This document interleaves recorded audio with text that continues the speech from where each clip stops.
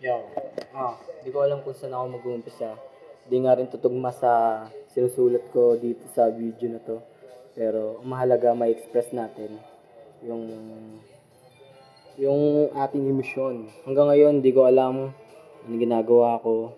Naguguluhan pa rin ako kasi magulo maging artist. Isa akong artist, digital, complex artist, kahit saan, fashion, music, archiving, or collective.